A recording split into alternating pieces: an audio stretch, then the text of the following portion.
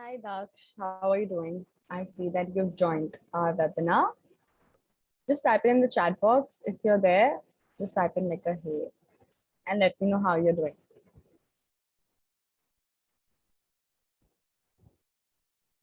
I hope I'm clearly audible to you, Daksh.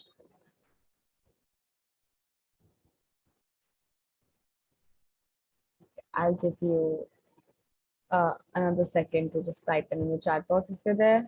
Just like type in hey or hi, whatever works for you.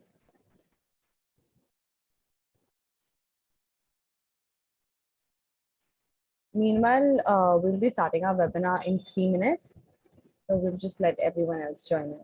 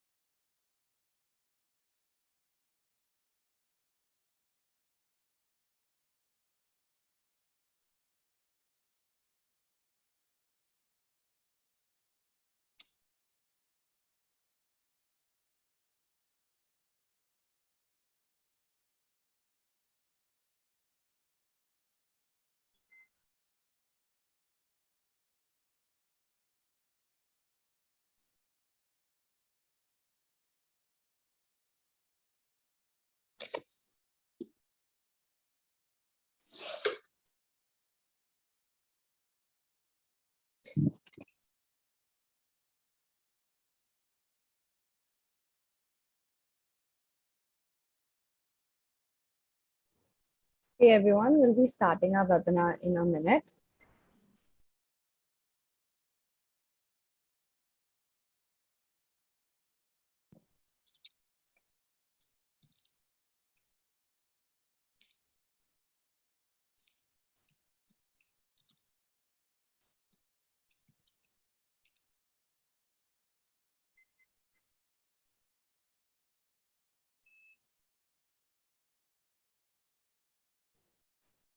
Okay, hi there guys. Hi Pearl, hi Tanya, hi Daksh. We'll be starting our webinar. I think we can move to the introduction slide right now. Yes, thank you so much for that. Okay, so welcome everyone to our webinar tonight. And we have someone who's a really phenomenal personality with us. He hails from the Kingdom of Eswatini, Africa, and has finished his bachelor's from one of the most prestigious universities in the world. He himself is an alumni of the Harvard University with more than a decade of experience in the education industry. He has experience over and across all exams, whether it be SAT, ACT, GMAT, GRE, and many more. And he has been a tutor, a counselor, an outstanding admissions consultant, and a mentor. Someone who's going to help you achieve your dreams. So please help me welcome Mr. Melusi, and hope you all have an amazing evening with us tonight. Okay, thank you very much for that introduction. I hope everybody can see me well and hear me. Please just type in the chat box if you can hear me and see me. I just want to make sure that I'm audible for everybody. You can just type yes. Okay, great. Okay, thank you very much for joining. Today's it's a very interesting, I think, interesting topic on the SAT. It's the reading section, and it's all about mastering the reading section. So the reading section is probably, if you talk to a lot of people, I think it's one of the most challenging, if not the most challenging section of the SAT. And it's first, so you kind of get the hard part out the way, but it's never pleasant. It's always going to be challenging. Today I want to talk about sort of 3 skills that are very important that you need to make sure you've mastered in order for you to master the SAT reading section. It's kind of like, you can think of it as the groundwork or the foundation of your SAT reading. All right, so upon that foundation, you can build and add other skills. But if these 3 skills aren't sound, you're going to have trouble with the other sort of higher level reading skills that you need to learn, basically. So I just decided that today I wanted to talk about these important skills and show you exactly how to apply them on actual SAT passages and questions. All right, so why is the reading section so challenging? Well, you have 65 minutes to answer or to read 5 passages and answer about 9 to 10 questions per passage, okay? This is a lot to do, especially because the passages themselves aren't easy reads.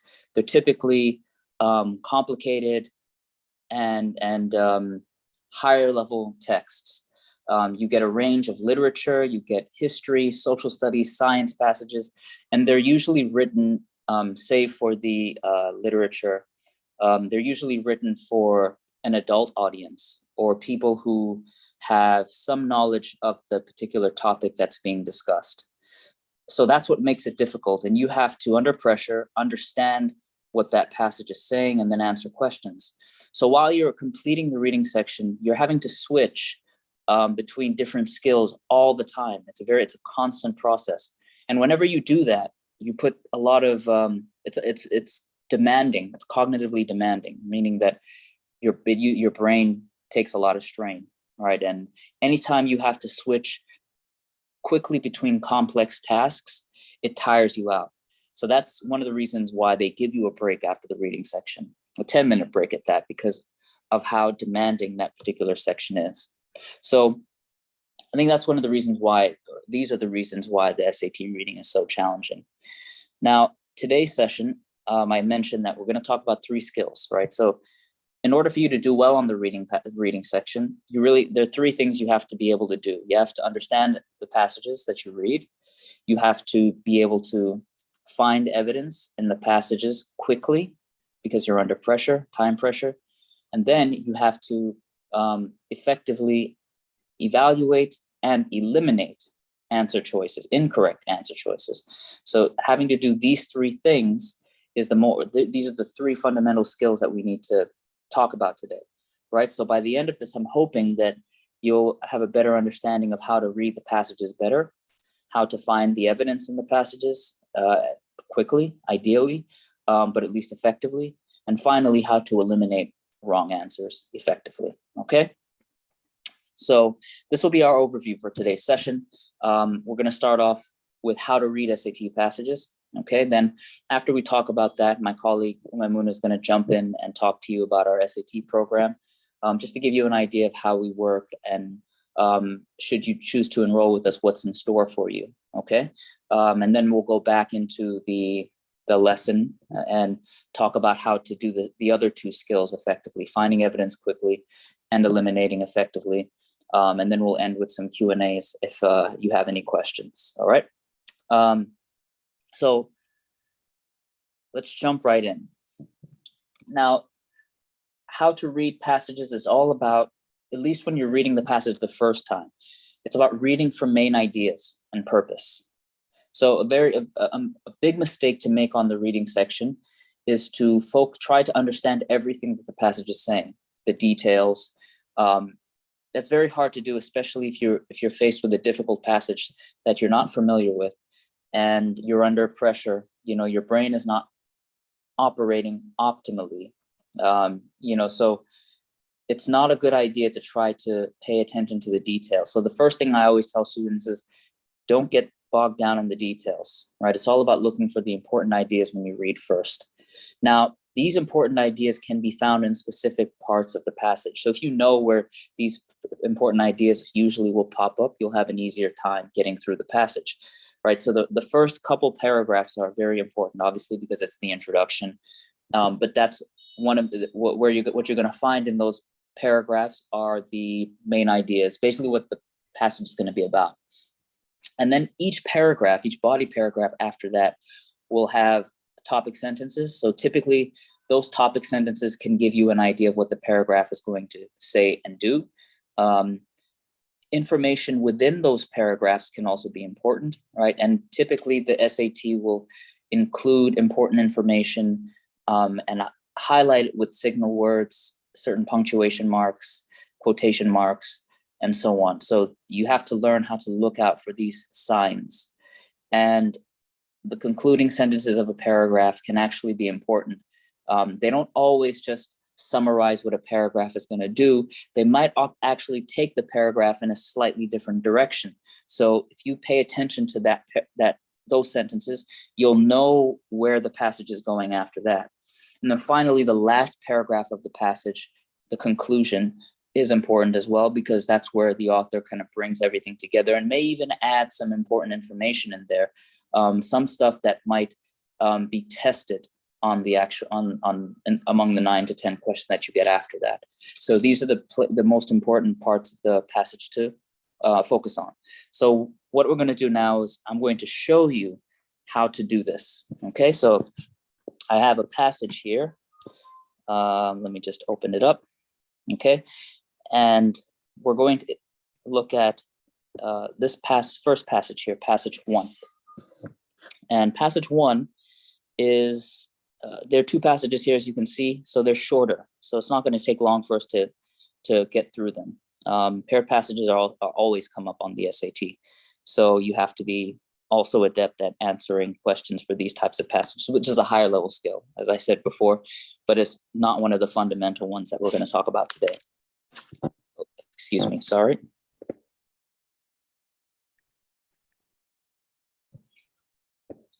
Let me just share my screen again.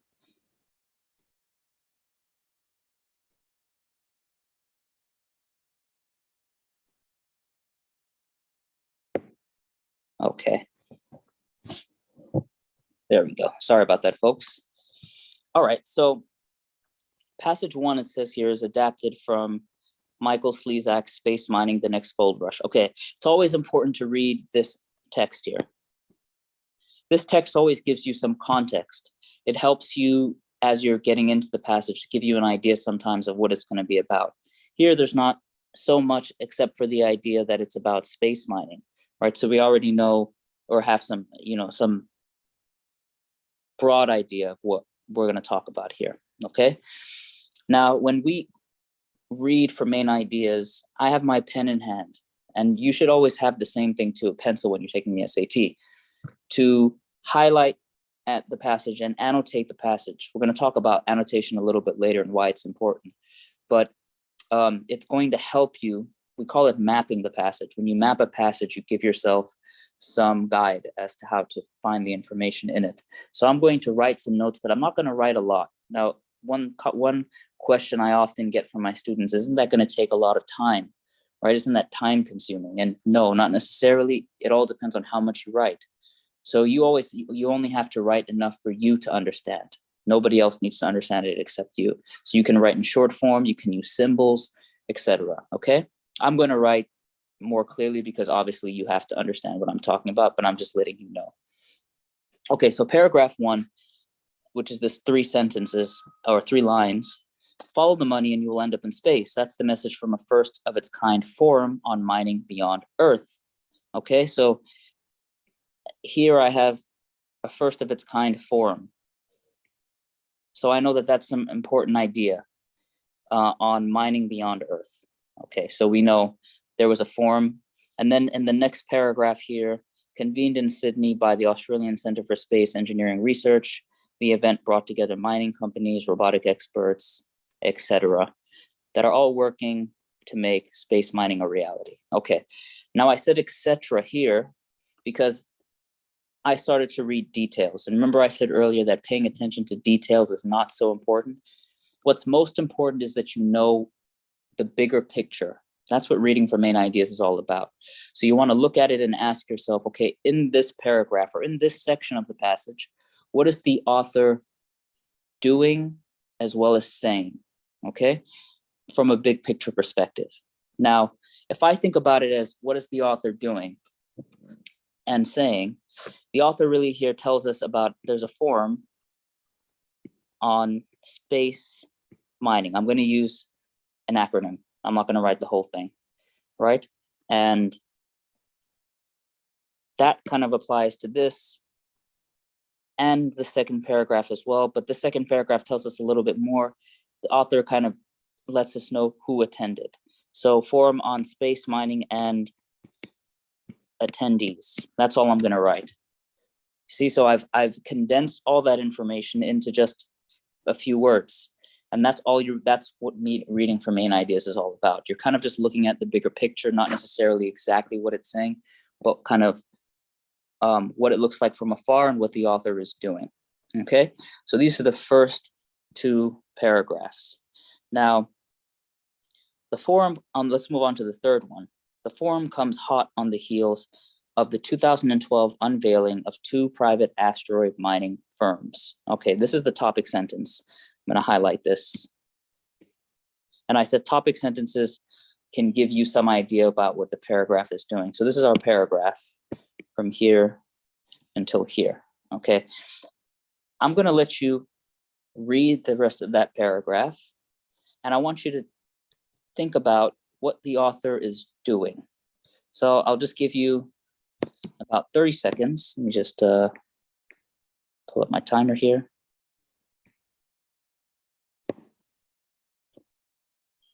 Okay. Where did my timer go? About. Cool. Okay, so just take 30 seconds to read just that paragraph that I've highlighted. Think about what is the author doing here? Not saying so much, but what is the author doing?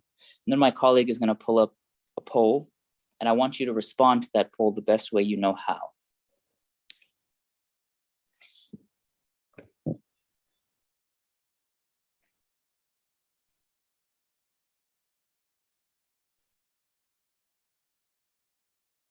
Okay, that's time. All right, now we've got our first poll. So this question is, what is the purpose of that paragraph? What is the purpose of that paragraph? Why has the author included it?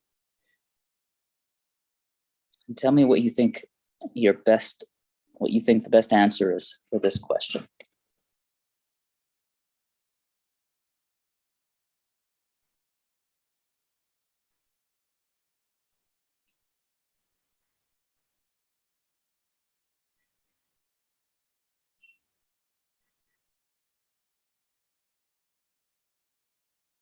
Okay.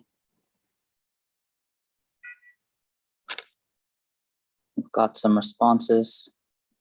Please keep them coming, folks.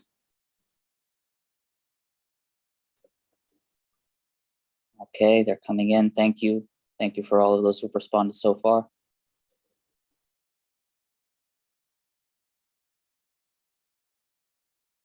A couple more. what is the author, what is the purpose here?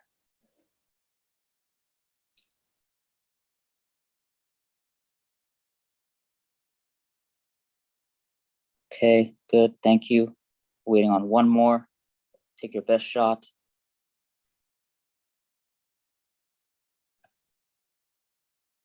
All right, awesome. Thank you all for the responses. I appreciate that. So I'm looking at them now. Let's end the poll. I'm looking at your responses now, and we've got a mixed bag here, which is interesting. It's kind of what I expected. Okay, now let's go back and look at this paragraph. So as I said here, the sentence I've highlighted is the topic sentence, right? So the forum comes hot on the heels of the 2012 unveiling of 2 private asteroid mining firms, right? So I know, or I can expect, that the rest of the paragraph is going to tell me about these 2 firms. But what I also notice here is that the author has talked about another venture that sprung up, and it'll be offering trips. But really, what the author's doing in all of this is talking or just listing, right? So that's the key word here. It's a list, right? So it's a list of firms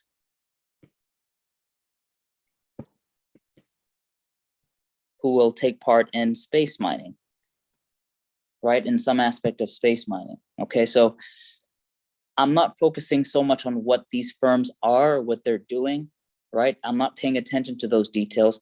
I'm just paying attention to what the author is included here. Okay, so when I think about the purpose here, to unveil 2 private asteroid mining firms, that's not correct because we've got a third one that's been identified in the last sentence. So it can't be that one.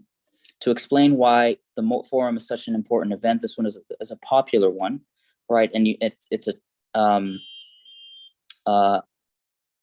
understandable why it's a popular one, right? Because you might think, well, here this should be an important event, and this particular paragraph kind of talks about people who are interested. But a couple things here is that the sentence says that the forum comes hot on the heels of unveiling 2 private firms. So it doesn't necessarily mean that the forum or these firms were at the forum, or it explains anything about why the forum is important. The key word there is explain. It's not explaining why it's important.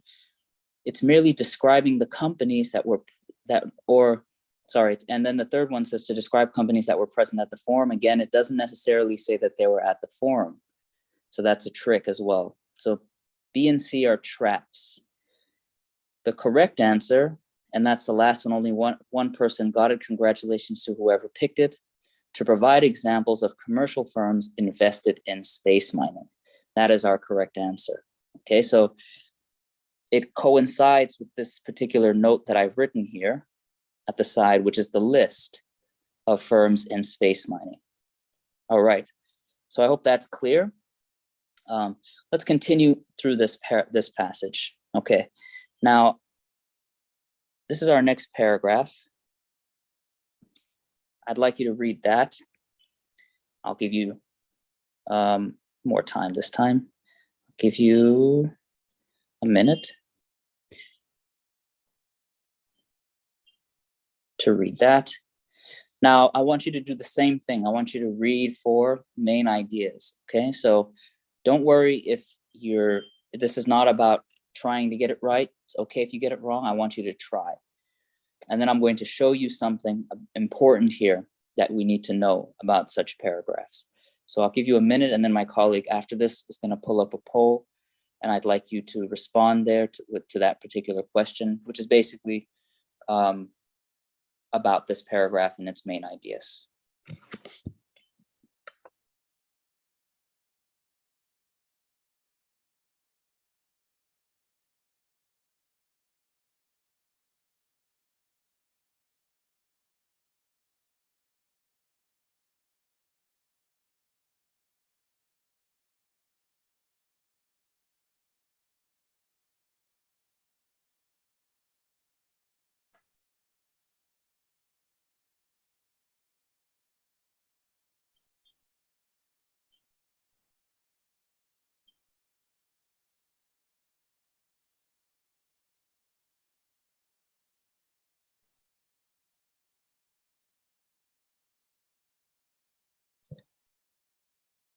Okay. So that's a minute. So let's get our second poll. And just think about, so what is the main idea of this paragraph? So go ahead and give it some thought, and pick your best answer.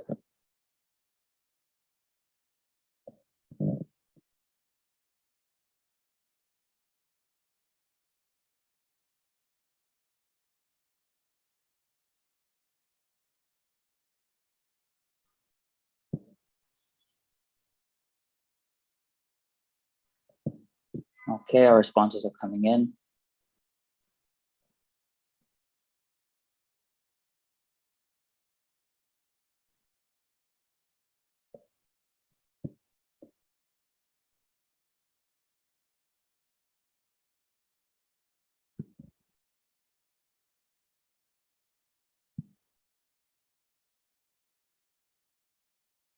Okay. Please keep them coming, folks. Thank you for those who've responded already.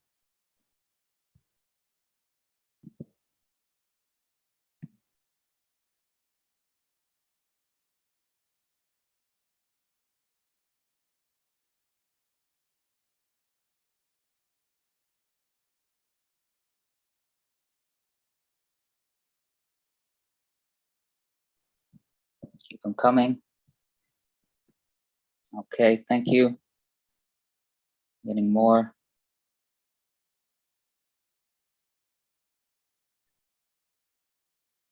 Give it your best shot. I know it's tricky. Reading is not easy. It's one of the reasons why I like it so much, actually, because it's always a challenge and it makes you better. It makes you a better thinker, because you learn to think a little more critically and you learn to pay attention to detail and to ask yourself, what do certain things imply and mean? But you got to start somewhere. So don't worry so much if you're finding it difficult, it'll get easier. Just a few more responses.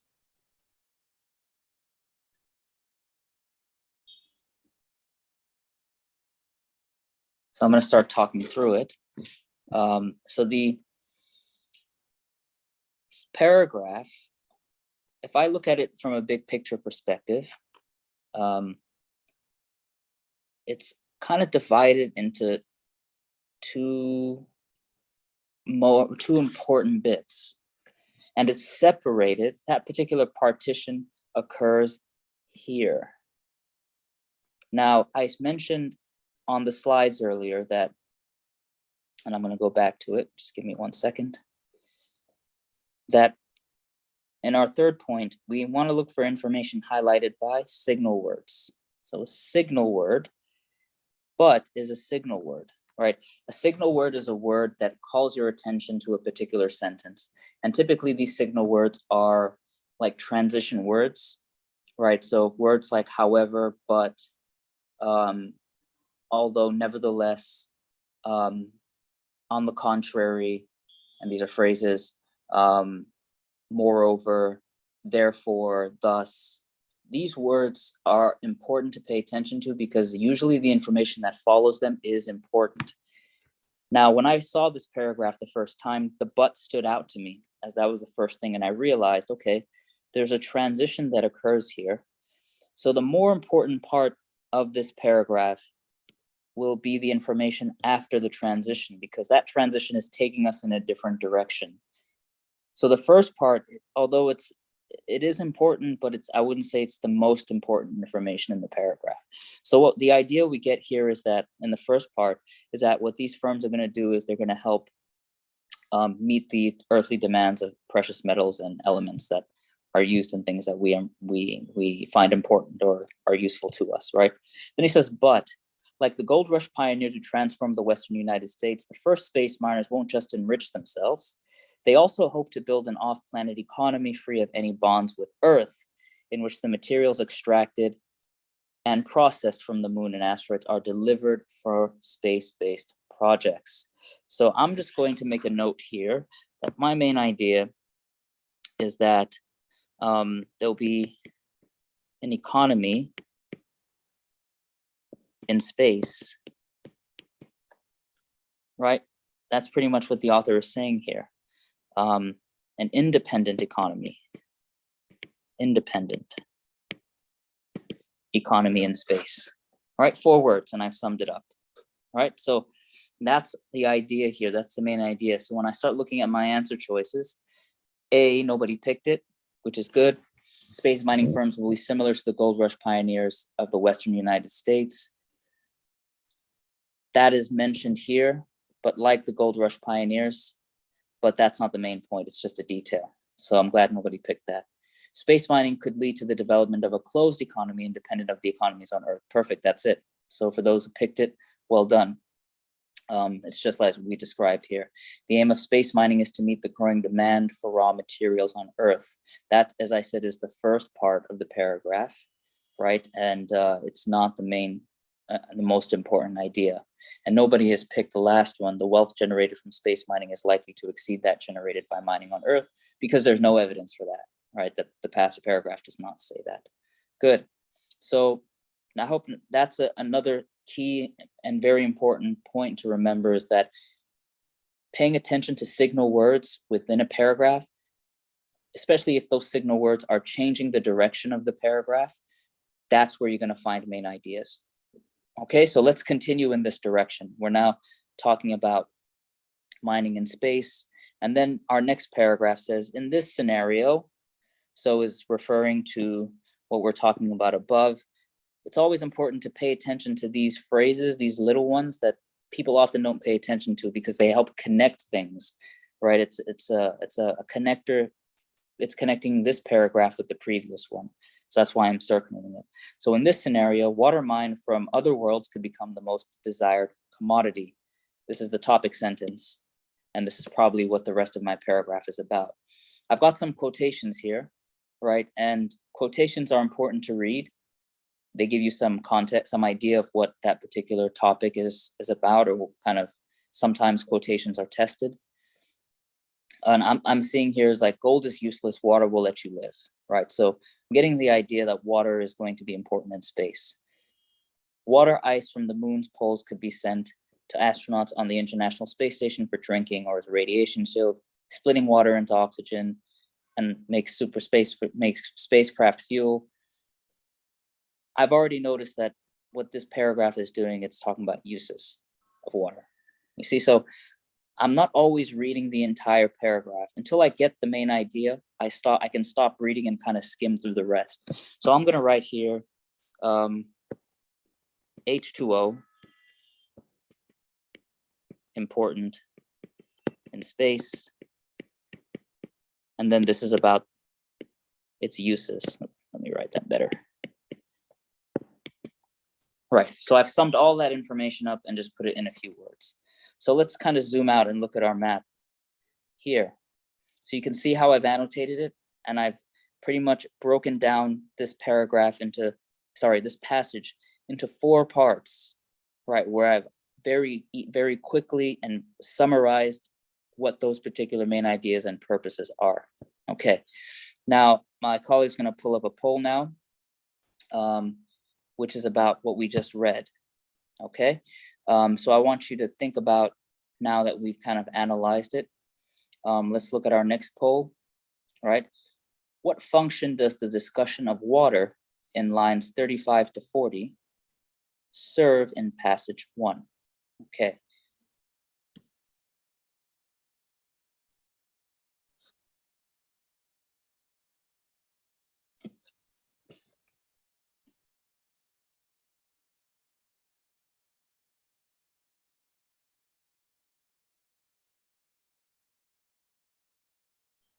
Okay, our responses are coming in. Please keep them coming. Thank you, folks.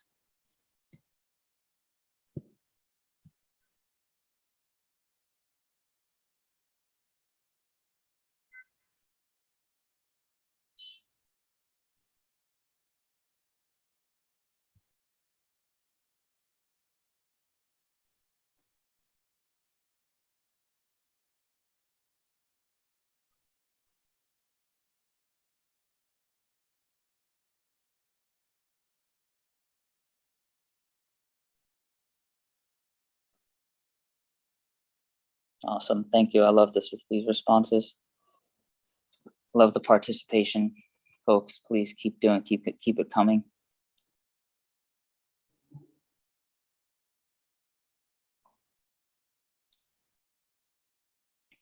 Okay, it's great.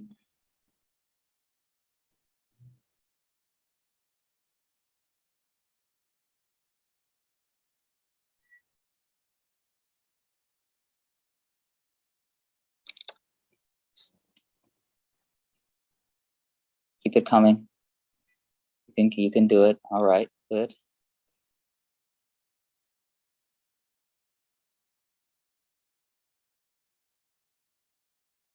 Love the participation. Just a couple more.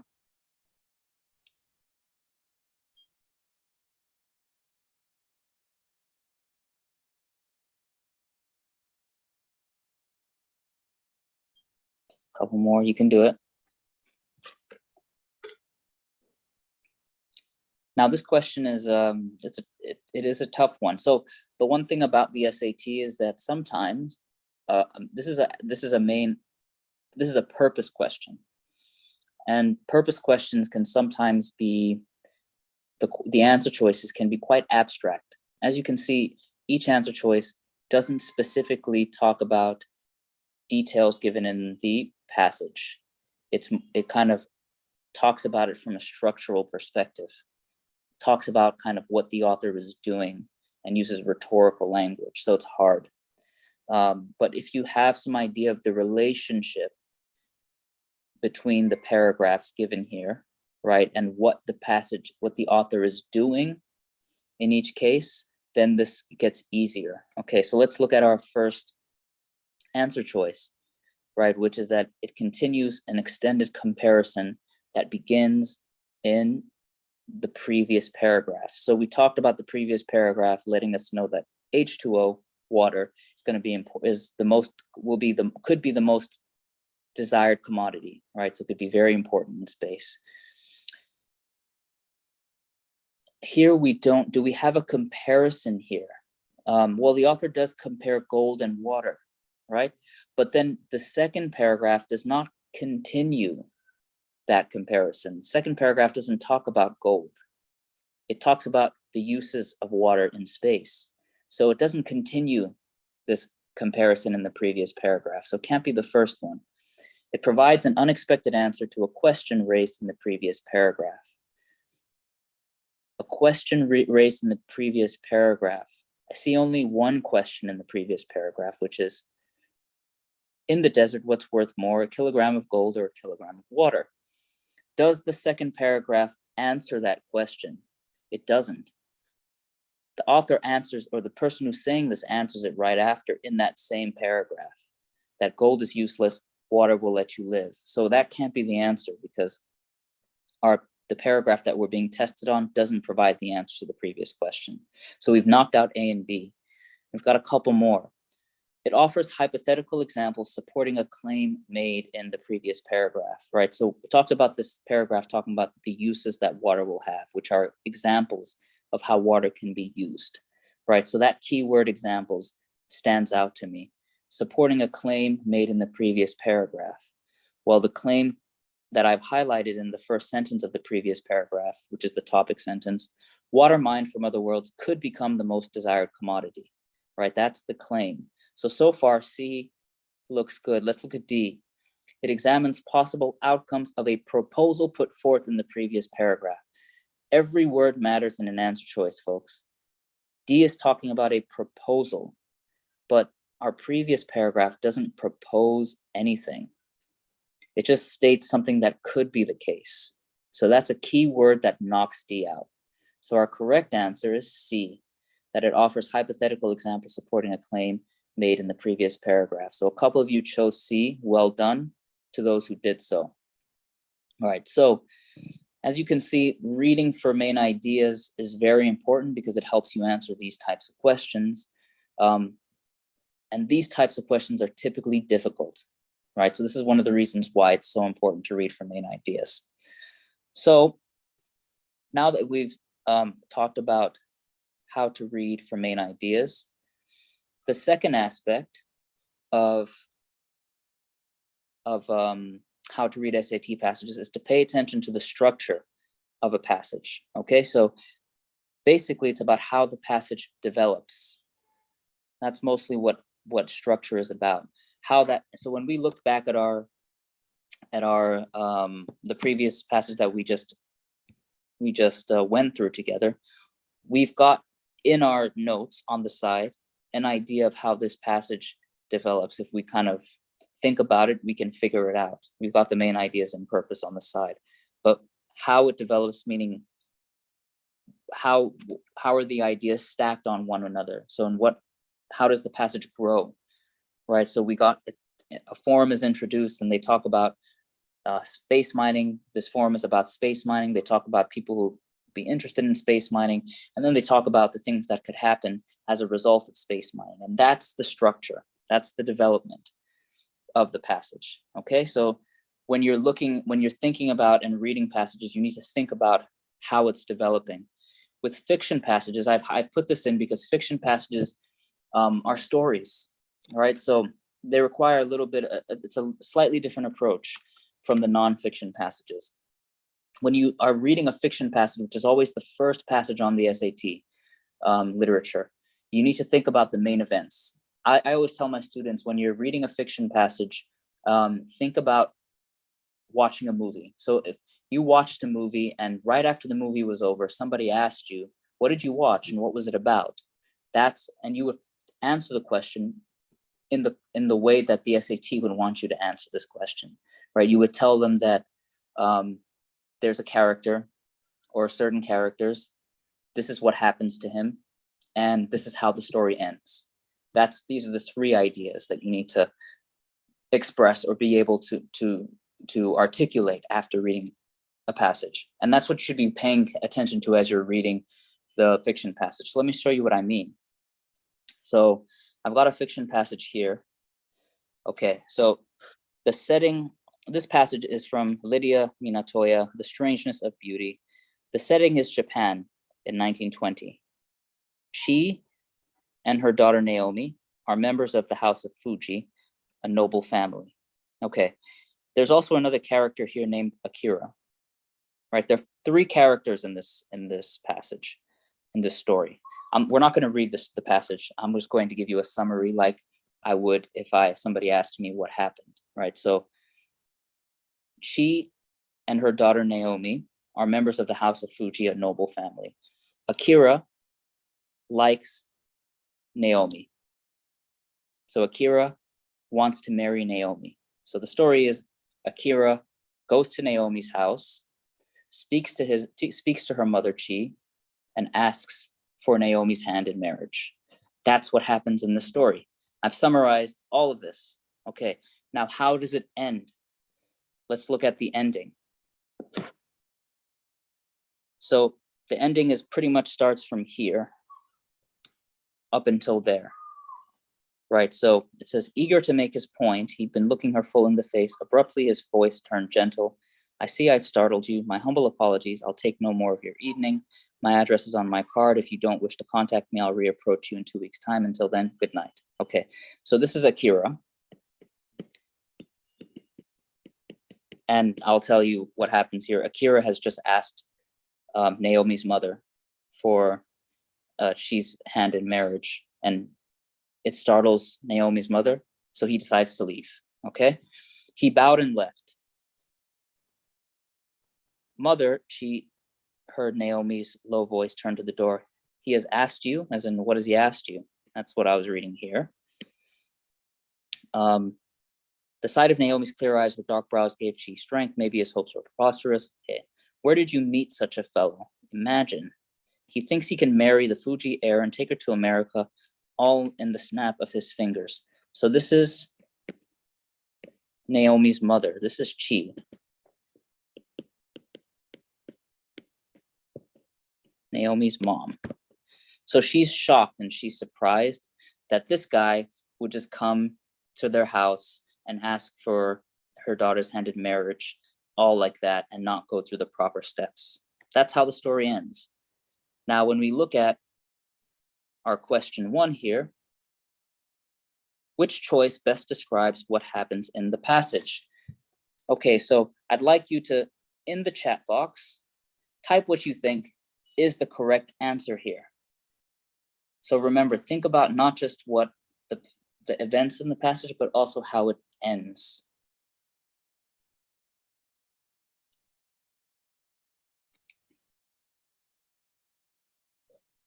And I'll zoom in a little bit.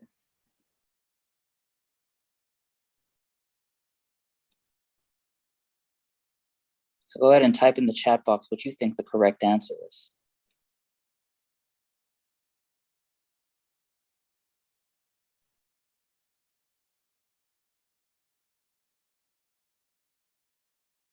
Okay, thank you, Zaid. Thank you, Raghavendra. Thank you, Ritu. Okay. Thank you, Tanya.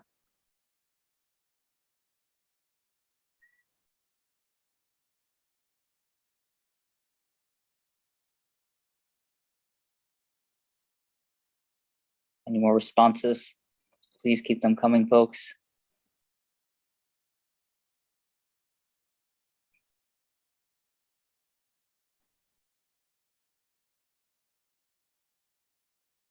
Which choice best describes what happens in the passage?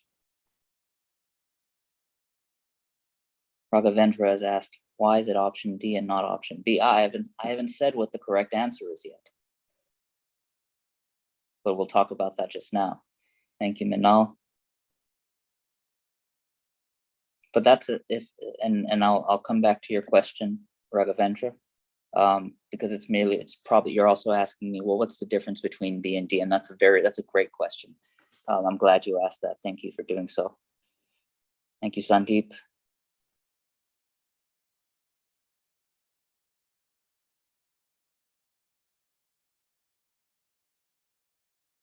Any more responses? Anyone want to take a shot? We got. Okay. So we talked about the sequence of main events. All right, so I'm going to recount it. Akira goes to Naomi's house, asks Naomi's mother for Naomi's hand in marriage. Naomi's mother, she is shocked that he would do so in this manner, and that's how the story ends. Very simple, okay? Now, I look at A, one character argues with another character who intrudes on her home. They don't argue, so that's wrong. So nobody's picked that, I'm glad. They're not arguing. One character receives a surprising request from another character. This is true. This does happen. So I'm going to leave this answer choice. I'm not going to eliminate it just yet. One character reminisces about choices she has made over the years. That does not happen. In my summary, I did not talk about any reminiscing choices made over the years. So that's quickly out. So we've got B and D left. D, one character criticizes another character for pursuing an unexpected course of action. Okay, this is also true. And this character, one character, let's start with B. One character receives a surprising request from another character. So this is Chi, Naomi's mother. This is Akira. And in the D, one character criticizes another. This is Chi. Chi criticizes Akira for pursuing an unexpected course of action. Okay, Raghavendra asked a very good question. Why is it option D and not option B? All right, and that is true. It is D and it is not B. Now, the reason why it is not B is because B doesn't talk about the entire passage. It only talks about, at least compared to D, some of it. That's why D is a better choice, even though they're both true.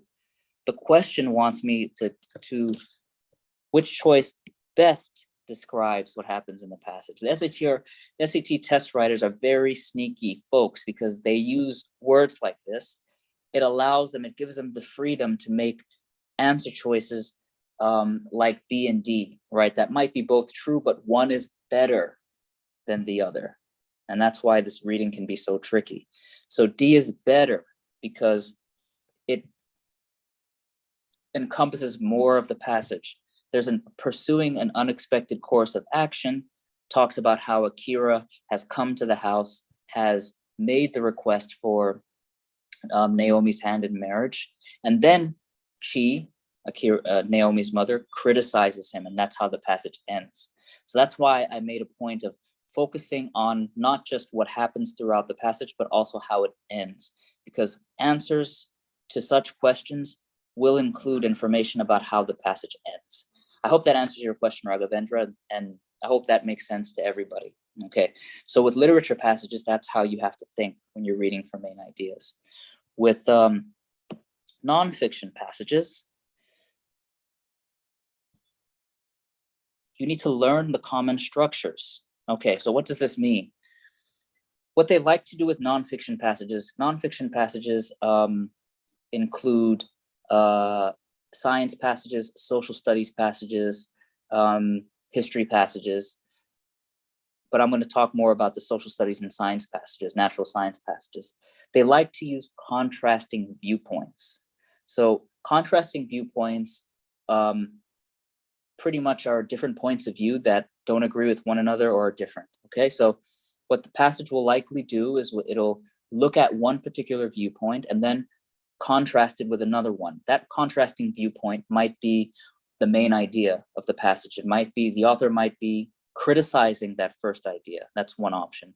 Or the author might be providing a new solution to a problem or a new perspective on an issue that was talked about in the earlier sentences of the passage. That's another contrasting viewpoint.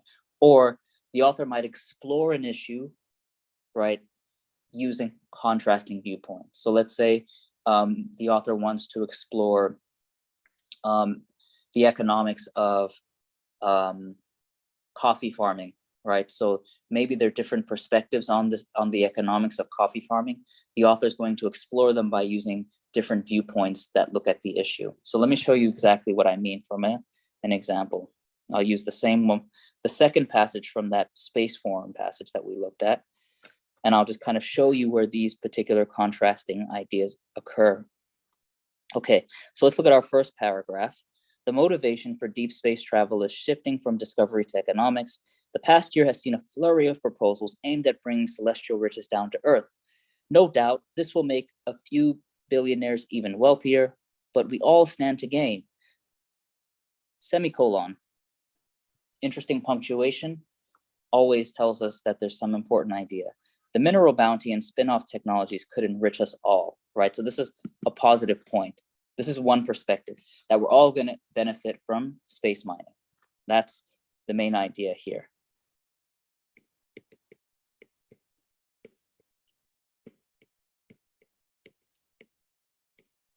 All of us benefit from space mining, okay?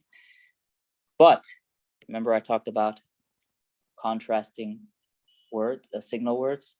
That's where we've got an important juxtaposition. And this probably is going to be where our main idea of the passage is. But before the miners start firing up their rockets, we should pause for thought. At first glance, space mining seems to sidestep most environmental concerns. There is probably no life on asteroids and thus no habitats to trash, but, another contrasting word, its consequences both here in space, on Earth and in space, merit careful consideration. So basically, the author now has, this is the author's viewpoint.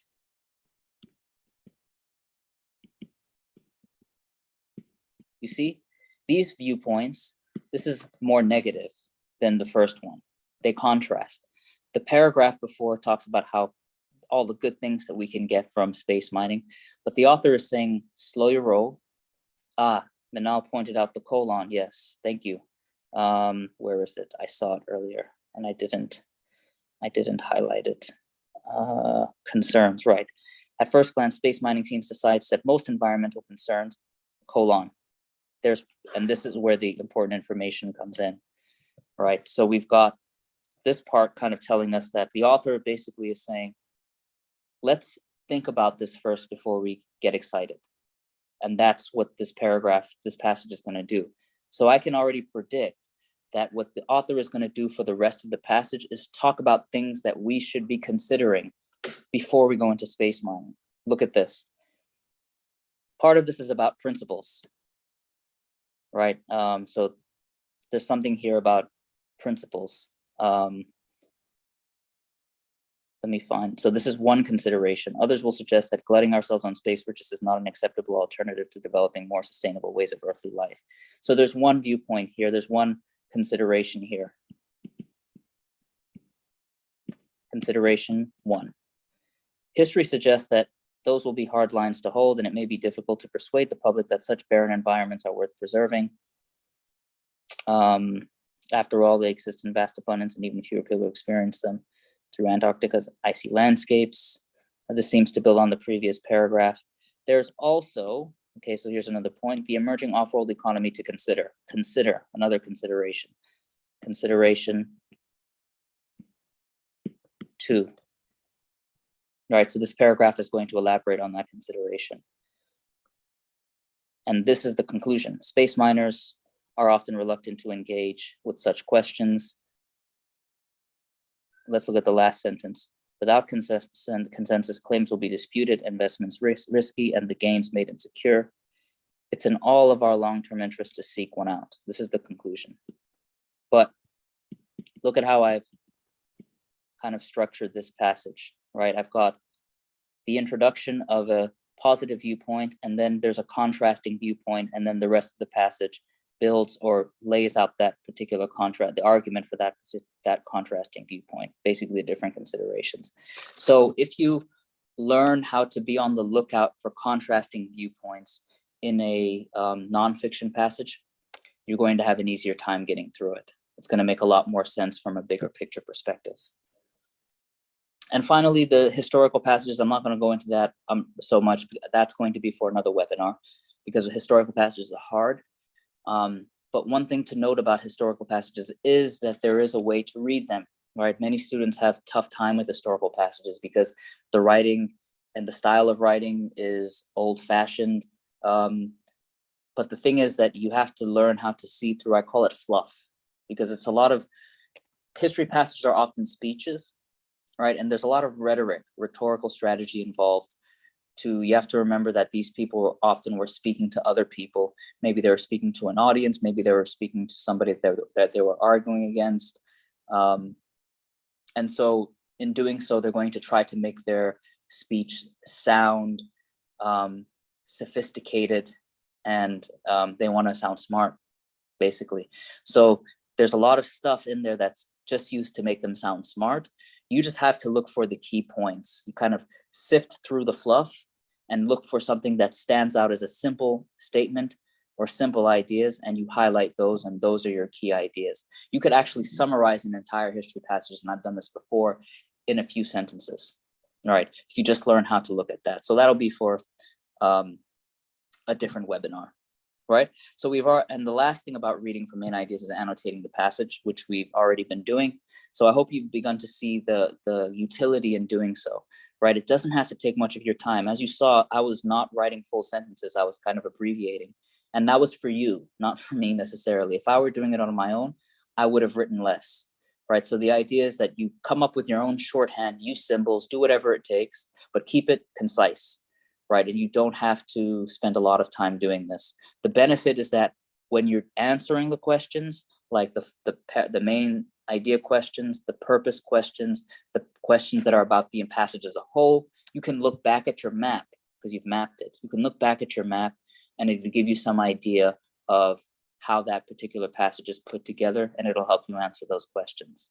Okay, so I hope that part of it was helpful. We're going to take a break from this now. My colleague Mamoon is going to jump in and talk to you now about LeapScholar's SAT Plus program. This, folks, would be something that would be covered in our program and be highlighted, and you're going to do it a lot because it's not something you can do once. It's something that you have to do continually, and you have to practice this a lot. But I hope you've begun to see the utility in this first skill of reading the passages. So after she's done talking to you, we're going to jump into how to find evidence, which is also important, and then how to eliminate answer choices. Okay. Yeah. So guys, before we move on further to LeapScholar's history program, till now, since you've been in this webinar for around an hour, let me know in the chat box whether you find this helpful, whether you're enjoying this webinar, whether you're learning something that you haven't previously known. Let me know in the chat box. And yes, with I'll be further explaining in these slides about the things that we provide at our SAT program, but then you can also book a free demo session with us if that's what you want, so that our instructors can communicate better with you and we can take it forward from there. So if you would want to sign up for a free demo session, you can type your names in the chat box and my team will be able to take it up with you all. Moving on to the next slide. So yes, so why exactly choose LeapScholar and what do we provide? So first things foremost, with us, you will have flexible, customizable class timings. So basically, we understand that you all have hectic schedules based on your schools and stuff. So you can customize your class timings, and all of the classes are going to be one-on-one sessions. So what better way to start preparing for your SATs than to have an instructor that is ready to sit with you through one-on-one sessions, so that you get proper focused and narrowed down attention with 75 plus hours of live classes and strategy sessions. So this is something that no one else in the market can beat us with. So our classes are up to 75 plus hours and all of the classes are live. So obviously our classes are going to get distributed. But the best part about live classes is that you get to interact and that you get to learn much more than how much ever you can learn by studying individually through recorded sessions. Coming to the fourth point is personalized study plan. This is so important, and most students we've seen skip that. So it's very important that you finish the syllabus of SAT well before you actually plan on giving the attempt. So personalized study plan will help you with that, with unlimited question and answer sessions. What this basically means is that you can pick up your phone and ask any doubt that pops up in your head to our instructors at any given moment, and we'll be there for you, and that's a guarantee, with 10,000 plus practice questions.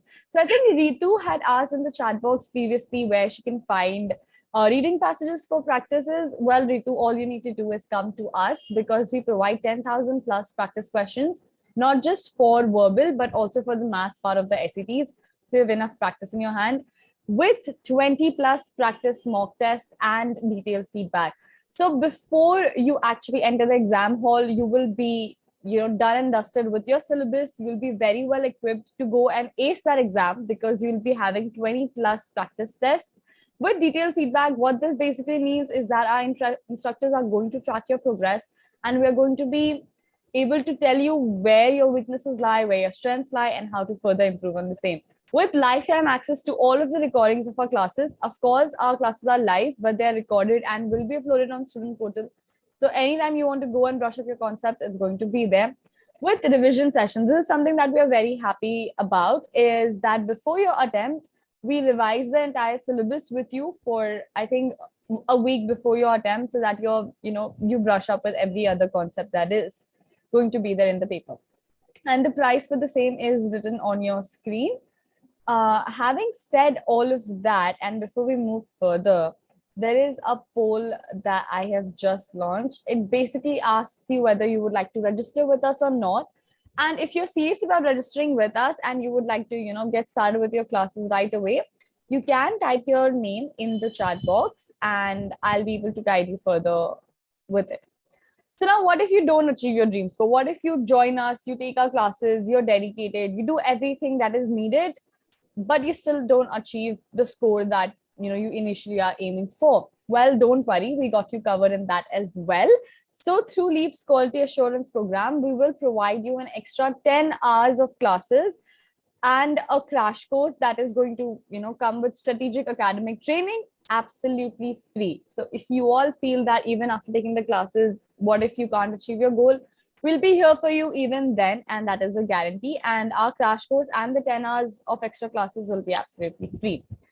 So you can book a demo with us and you can directly contact us on WhatsApp. The number is available on your screen. I will also type down the number in the chat box so that it's easier for you all. You can just directly click on this link and you'll be able to find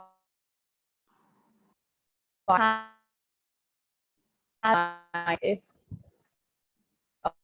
join the course, where can do that? I think I just got stuck up. I hope I'm audible to everyone. Yeah. Okay. Hello.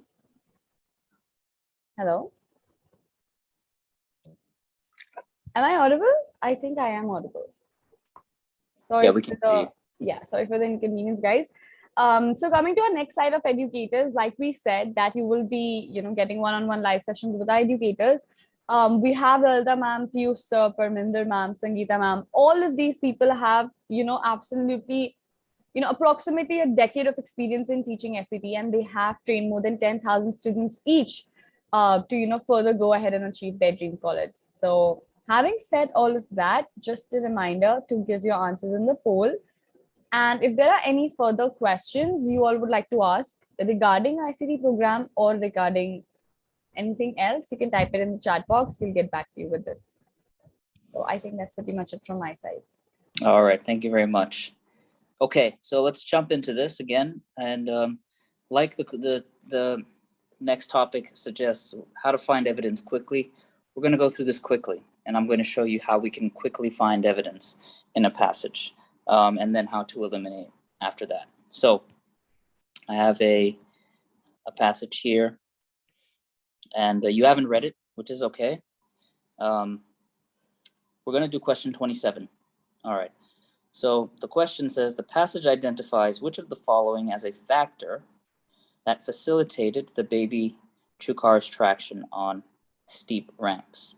So the key word here, if you don't know what facilitated means, it means sort of to make something easier, right? So, or help. Let's simplify this question too. Sometimes it helps to simplify the question before you do anything. So what helped baby Chukar's go up ramps? That's our question. I've kind of simplified it. These baby Chukars are birds. Okay, so I'm going to, the first thing about finding evidence in a passage is you can use your map. We don't have a map for this one, right? But if you did, it would make it a lot easier. The next thing you want to do is scan the passage for keywords used in the question. Okay, keywords used in the question. That's what we're going to do here, because we don't have a cite the text as evidence question. A cite the text as evidence question is, let me show you, this is a cite the text as evidence question, which kind of gives you line references so you know exactly where you need to go in the passage. But question 27 doesn't give that to us. So we don't have that at our disposal. So we have to use our keywords in the question, okay? We're also going to use line references in the surrounding question. So I'll show you what that means. All right, so first thing I need to find is my keywords, which I've underlined in this part here. I've got baby, Chukars, and steep ramps. So I'm going to go back, I'm going to go back to the previous page, and I'm going to scan. I see baby Chukars here, but I don't see ramps anywhere. So I'm going to scan, right? So the thing is, we need to scan. We can't read the passage again. We have to scan for these words. So I'm going to keep going, looking for baby Chukar or Chukar. In the Chukar experiments, I see that here, okay? I also see ramps here. So now I've got my right evidence. I'm in the right place. You see, so use keywords to help you get to the part of the passage that you need to get to very quickly. So it says, in the Chukar experiments, adults, meaning these are birds. So let's read a little bit from here. So let's always, when you find evidence, you need to read a little bit more than what you are told to read or where you go. So it might help for us to read the paragraph. Ken called the technique WARE for wing-assisted incline running and went on to document it in a wide range of species. It not only allowed young birds to climb vertical surfaces within the first few weeks of life, but also gave adults an energy-efficient alternative to flying, right? So birds climbing vertical surfaces, that's what we're talking about. So in these experiments, adult birds used where to ascend ramps steeper than 90 degrees, essentially running up the wall and onto the ceiling. Okay, so this is what we're looking at. Let's go back to our question. It says, what helped them go up the ramps? Now, this information here doesn't tell us what helps them go up the ramps. So we're missing something, right? So we need to look a little bit more. Here's what's going to help you. Look at surrounding questions. All right, so question 26 references line 41. Question 28 references line 61. So I know, because these questions are usually asked in order of how the passage progresses, I know that the evidence for question 27 will be between lines 41 and line 61. So if I go back to my passage, line 41 is here, line 61 is here. So I need to look somewhere in this section between here to find the evidence I'm looking for to help me. And I'm going to, you would need to do this on the test, you would need to read it, but I'll take you there very quickly. I see ramps here. So Ken came up with a series of ingenious experiments, filming the birds as they raced up textured ramps, tilted at increasing angles. Okay, as the incline increased, the partridges, these are birds, began to flap, but they angled their wings differently from birds in flight. They aimed their flapping down and backward, using the force, not for lift, but to keep their feet firmly pressed against the ramp. This is what the question was talking about when they talked about traction. How do they stay firmly placed on the ramp? So I know that it has to do with the way the birds angled their wings, right? They kept them at a certain downward angle. So I've got my evidence. All I have to do now is go back to the question and I start to eliminate. A talks about the speed, which is not true. It's about the angle, the position of the flapping wings. That looks good. The alternation of wing and foot movement, this is not discussed. Their continual hopping motions, that's also not discussed. My answer must be B. Right, so that's how you quickly can find evidence in a passage. To sum that up, you use the surrounding questions to help you if they're not given any line references for that particular question, or they're none in the question itself. Use the surrounding ones to help you locate it, and use keywords in the question to help you scan and find and hone in on that piece of information. That's really these are the tools at your disposal with reading comprehension, and that's how you can find evidence pretty quickly. Okay.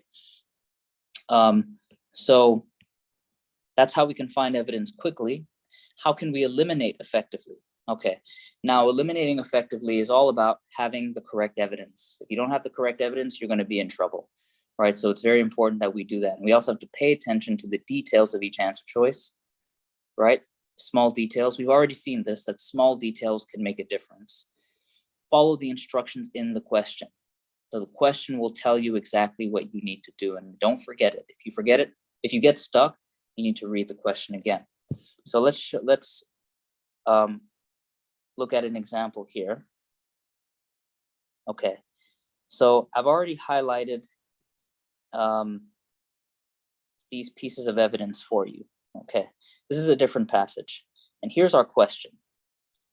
According to Peacock, there's a person in the passage. You'll see the name as you look. The ability to monitor internal waves is significant primarily because.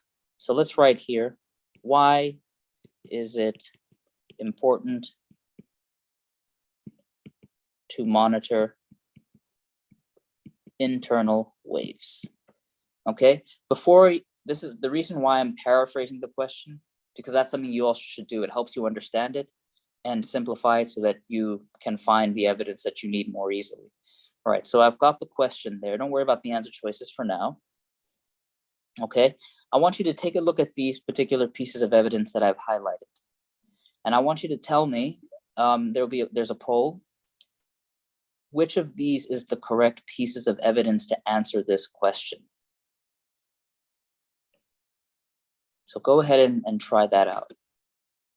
Which of these is the correct piece of evidence to answer this question?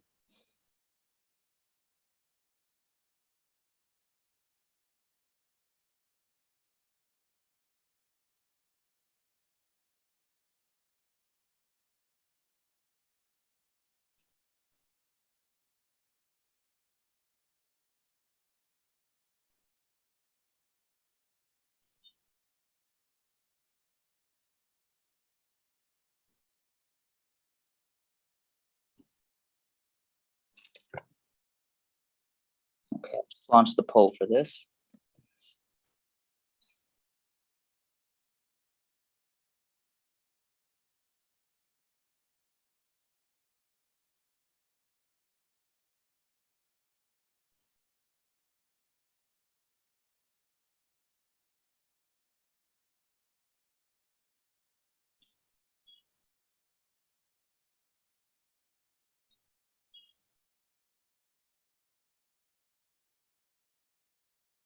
Okay, we've got one response so far. Thank you.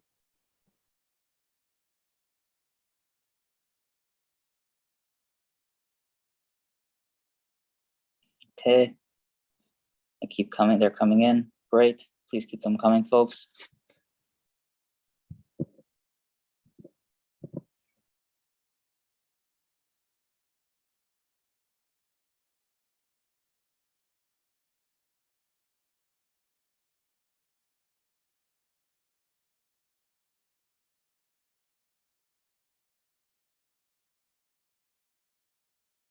Okay, we're almost there.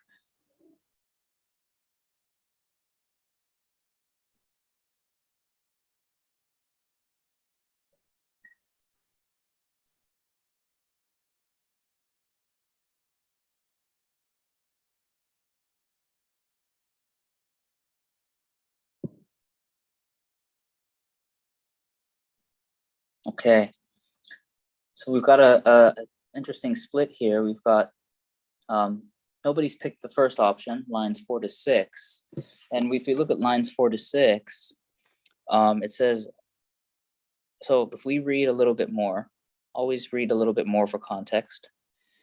Some of the largest ocean waves in the world are nearly impossible to see. Unlike other large waves, these rollers, called internal waves, do not ride the ocean surface. Instead, they move underwater undetectable without the use of satellite imagery or sophisticated monitoring equipment. Now, why is this not the correct piece of evidence? Let's look at the question. The question is, why is it important to monitor them? And according to Peacock, at this part in the passage, Peacock has not been introduced. So this cannot be the evidence. Sorry, not to make a star. This cannot be the evidence that we're looking for. We need something where evidence that is in relation to what Peacock, whoever Peacock is, whatever he says. So we can see in the remaining pieces, I see Peacock says here and Peacock says there. All right, so we're looking basically at quotations. All right, so our first case is most models fail to take internal waves into account.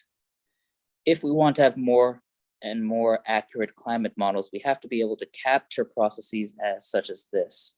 Okay, capture, monitor, those seem to work out. Let's look at the next one. Internal waves in this region, thought to be some of the largest in the world, can reach about 500 meters high.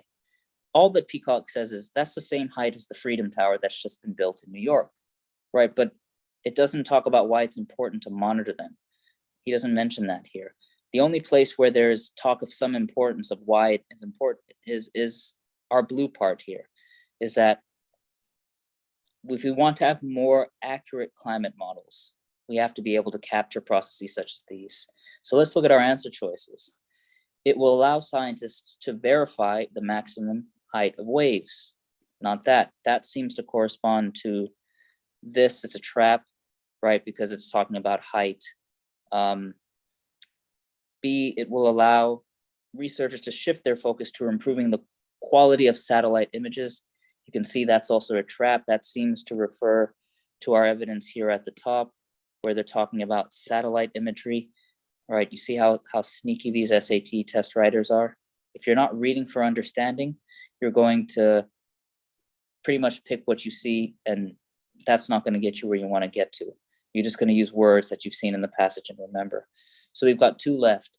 The study of wave patterns will enable regions to predict and prevent coastal damage. Keyword here, coastal damage, that's not discussed in our piece of evidence. So it has to be D.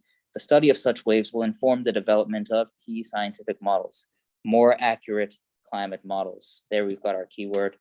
That is our correct answer. So that's how you can eliminate, evaluate answer choices effectively. But the most important thing, as I hope you've realized, is having the correct evidence. Once you have the correct evidence, it becomes a lot easier to get rid of them. And when you're getting rid of wrong answers, you need to focus on the key words that I've highlighted, especially in B and C.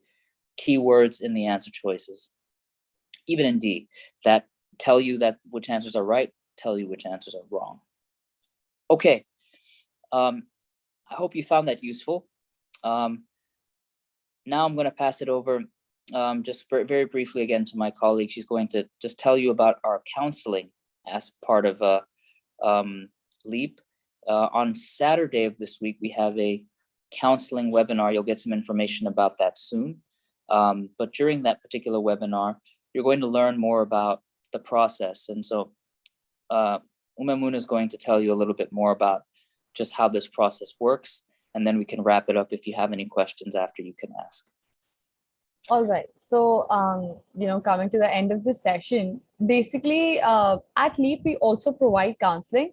And, just to briefly talk about counseling and stuff. So a few students take it, a few don't, but I generally think that it's way easier to have someone hold your hand through the entire journey than to, walk that path alone, because it's a very lengthy one. So all your screen, as you can see, what does it take to actually achieve your dream, right? There's a lot of procedure that goes into applications and SATs. There is SAT test preparation, then getting your dream score, then admission counseling, essay writing, interview, loan processing if you're looking forward to it, the visa interviews, and actually finally getting there. And then the journey keeps continuing about the troubles you're going to face on this path. So it takes a lot to actually get to your dream college. It's a very lengthy procedure. So coming to the next slide, what exactly will be the solution to all of this, right? If we could move to the next slide. Yeah. So at LeapScholar, in our counseling programs, we also help with test preparations for SAT exams. We help with the admission counseling, the university research. We help with your essay writings that basically include us editing your SOPs or giving you advice on how better you can write your SOP essays. We can also be there for you for financial counseling. If you need financial aid or scholarships, we can enlist you in that. We also, come up with profile development techniques that are, very important, because in today's generation, there's so much competition. How do you get further ahead? How do you get an edge on the competition? That's exactly what we're here to do. We also help you line up your interviews and your loan processing. We get you mock interviews for your visa applications. We help you through mock interviews of your college as well. So some of the colleges abroad, if you're looking forward to it, also have, undergraduate interviews as well. So solution to all of this is basically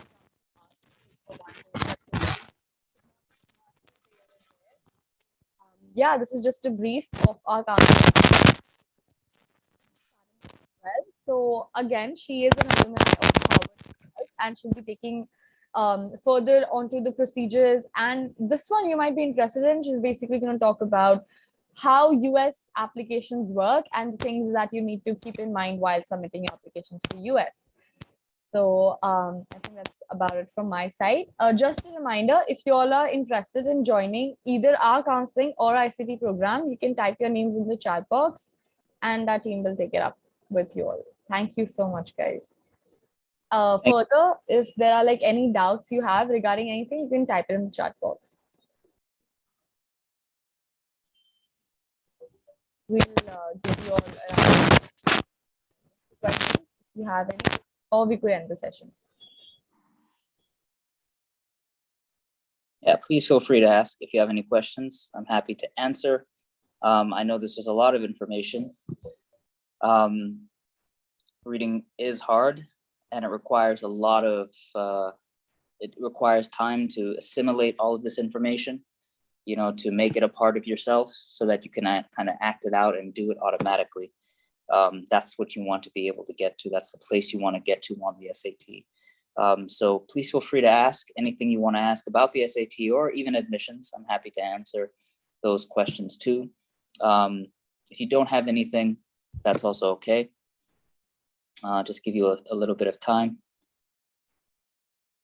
I feel like they don't have any further questions.